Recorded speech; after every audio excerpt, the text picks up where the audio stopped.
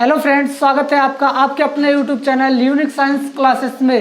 तो आज हम लोग पढ़ने वाले हैं द्रव्य की अवस्था परिवर्तन। तो द्रव्य किस प्रकार अवस्था को चेंज करते हैं उसके बारे में हम पढ़ेंगे, या इसी को कहेंगे द्रव्यों में अवस्था परिवर्तन, या इसी को बोलेंगे हम change in the state of matter. Change in the state of matter. तो हमारे जो द्रव्य होते हैं ये मुख्यतः 3 प्रकार के होते हैं। वैसे तो 5 प्रकार के होते हैं, हम पढ़ चुके हैं, लेकिन मुख्यतः जो हमको पढ़ना है वो 3 प्रकार के ही पढ़ना है, ठोस, द्रव एंड गैस। ठीक, तो आइए हम इस पर चर्चा करते हैं कि जब हमारा कोई पदार्थ क्या हो, ठोस अवस्था में हो, ठोस अवस्था, या इसी को बोलेंगे सॉलिड स्टेट। Solid state. दूसरा हमारा जो अवस्था होता है वो क्या होता है, द्रव अवस्था, या इसी को बोलते हैं हम लिक्विड। लिक्विड। और तीसरा हमारा होता है गैस। गैस होता है जी, गैस होता है। अब दोस्तों जो हमारा जल होता है वो अपने तीनों अवस्थाओं में पाया जाता है, ठोस, द्रव एंड गैस। किस प्रकार इसको देखें, जब वह ठोस अवस्था में होगा तो वह किस प्रकार होगा, बर्फ के रूप में होगा, यानी आइस के रूप में होगा। और जब हमारा द्रव की अवस्था में होगा तो क्या होगा, जल होगा। और तीसरा जब हमारा वो गैस के रूप में होगा तो हमारा क्या होगा, जल वाष्प के रूप में रहेगा, जल वाष्प। क्या होगा, जल वाष्प के रूप में होगा। तो जल जो हमारा होता है ये अपने तीनों रूपों में पाया जाता है, ठोस, द्रव एंड गैस। जब वह ठोस अवस्था में होगा तो वह बर्फ होगा, जब जल जब द्रव अवस्था में होगा तो वह जल होगा, और जब वह गैस स्टेट में होगा वह जल वाष्प होगा। तो आइए हम अब अवस्था परिवर्तन की बात करते हैं कि अवस्था किस प्रकार परिवर्तित करता है। तो जब कोई वस्तु या कहेंगे वह निश्चित ताप जिस पर कोई वस्तु ठोस से द्रव अवस्था में आती है तो उसको हम बोल देते हैं गलनांक। क्या बोलते हैं हम, गलनांक। गलनांक बोल देते हैं। दूसरा, द्रव अवस्था से गैस स्टेट में जाएगा तब क्या होगा, तो आप बताएंगे वह निश्चित ताप जिस पर द्रव से गैस में आता है उसे हम बोल देते हैं क्वथनांक।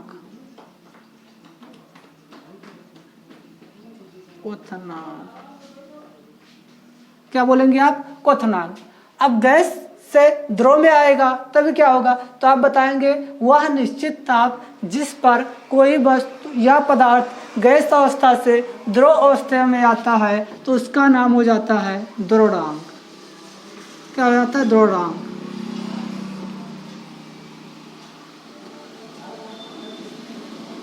द्रवणांक हो जाता है। क्या हो जाता है, द्रवणांक हो जाता है। अब बताएंगे कि जब द्रव अवस्था से ठोस अवस्था में आता है तब उसका क्या नाम होता है, तो आप बताएंगे वह निश्चित ताप जिस पर द्रव अवस्था से ठोस अवस्था में परिवर्तित हो जाता है उसे हम बोलेंगे हिमांक। क्या बताएंगे, हिमांक।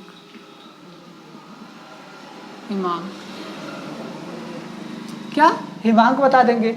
अब जब कोई वस्तु सॉलिड स्टेट से सीधे इसको गर्म करने पर सीधे ही वो गैसीय स्टेट में परिवर्तित हो जाता है तो उसका नाम हो जाता है ऊर्ध्वपातन। क्या हो जाता है, ऊर्ध्वपातन। जब कोई वस्तु सॉलिड स्टेट से डायरेक्ट किस में जा रहा हो, गैसीय स्टेट में, तो उसका नाम क्या हो जाता है, ऊर्ध्वपातन।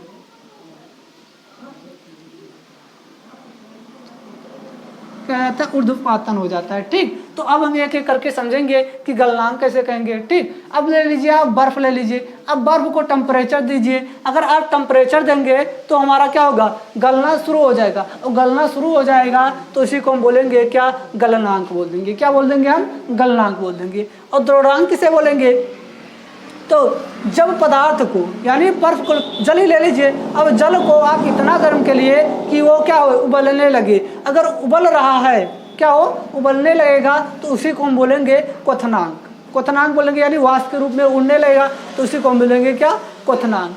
अब इसमें देखिए द्रवणांक किसे कहेंगे, जब कोई गैसीय अवस्था, क्या हो, जब कोई गैसीय अवस्था डायरेक्ट किस में, द्रव में आ रहा हो, द्रव में गैस रहा हो और किस में आ रहा हो, द्रव में आ रहा हो, तो उसे हम क्या बोलेंगे, द्रवणांक बोलेंगे। कैसे, जैसे आप देखे होंगे ठंडी में पहले जो क्या होते हैं, जो हमारे पदार्थ होते हैं वो ऊपर से नीचे से ऊपर की ओर जाते हैं, मतलब गर्म होने पर तो धुएं बन के उड़ जाते हैं, जब वहाँ ठंडा हो जाते हैं तो क्या होते हैं, वही फिर किस में चेंज हो जाते हैं, जल में चेंज हो जाते हैं। जैसे आप शीत कहते हैं, शीत, जो शीत होता है वो क्या होता है, पहले हमारा जो आप जलाते हैं वो क्या होता है, गर्म होकर क्या होता है, वाष्प में मतलब हवा में चेंज हो जाता है। अब वही जब ऊपर जाके फिर क्या होता है, ठंडा हो जाता है, तो वही क्या कहलाता है, हमारा द्रवणांक कहलाता है। ठीक, अब देखेंगे कि हिमांक किसे कहेंगे या फ्रीजिंग पॉइंट किसे कहेंगे।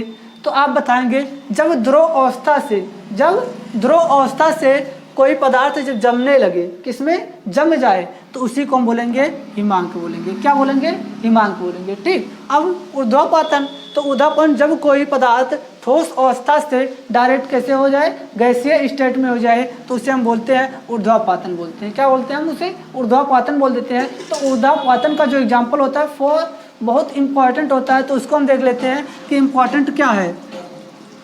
ठीक, तो जो ऊर्ध्वपातन का एग्जाम्पल होता है वो होता है कपूर।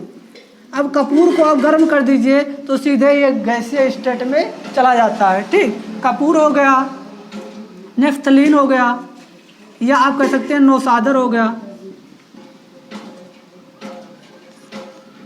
नौसादर हो गया, NH4Cl इसका फार्मूला होता है, NH4Cl होता है, नौसादर का होता है। ऐसे हो गया, नेफ्थलीन हो गया। तो ये सब क्या होते हैं, बिना लिक्विड अवस्था में आए सीधे किस अवस्था में चले जाते हैं, गैस स्टेट में चले जाते हैं। तो इस अवस्था को हम बोल देते हैं क्या, ऊर्ध्वपातन बोल देते हैं। क्या बोल देते हैं, ऊर्ध्वपातन बोलते हैं, या सब्लिमेशन इसी को बोलते हैं। तो इस प्रकार हमारा क्या हुआ, स्टैंड चेंज हो गया। तो अब हम पढ़ेंगे क्या, कि जो हमारे ठोस द्रव गैस होते हैं ये भी 3-3 अवस्था बना सकते हैं। कितने, 3-3 अवस्था बना सकते हैं। कैसे, देखते हैं हम यहाँ कि जब कोई सॉलिड से क्या हो, सॉलिड से सॉलिड में जाएगा, सॉलिड में जाएगा। अब दूसरा क्या होगा, सॉलिड से लिक्विड में जाएगा, और तीसरा हमारा क्या होगा, सॉलिड से गैस में जाएगा। तो ये हमारे 3 अवस्था हो गए। अब इसी प्रकार हमारे जो लिक्विड होंगे, तो लिक्विड से किस में जाएंगे, लिक्विड में जा सकते हैं, लिक्विड में जा सकते हैं। अब लिक्विड से किस में जा सकते हैं, लिक्विड से सॉलिड में जा सकते हैं, और लिक्विड से किस में जाएंगे, गैस में। अब तीसरा हमारा जो होगा, ये भी 3 हो गए। इसी प्रकार हमारा गैस है, तो गैस से किस में, सॉलिड में जा सकता है, सॉलिड में जा सकता है। गैस किस में जा सकता है, सॉलिड में जाएगा। अब गैस किस में जाएगा, लिक्विड में भी जा सकता है। अब गैस हमारा किस में जा सकता है, गैस में जा सकता है।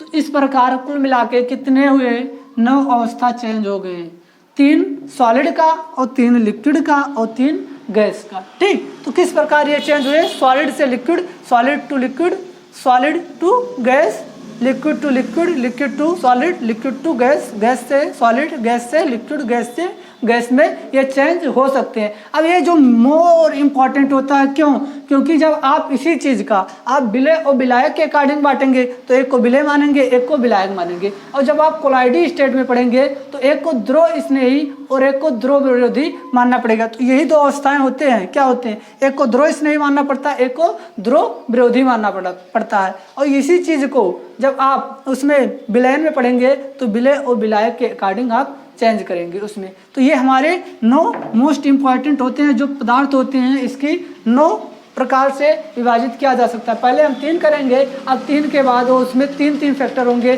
कुल मिला के हमारे कितने फैक्टर होंगे, 9 फैक्टर होंगे। तो इस प्रकार हमारा क्या हुआ कि द्रव्यों में अवस्था परिवर्तन होता है।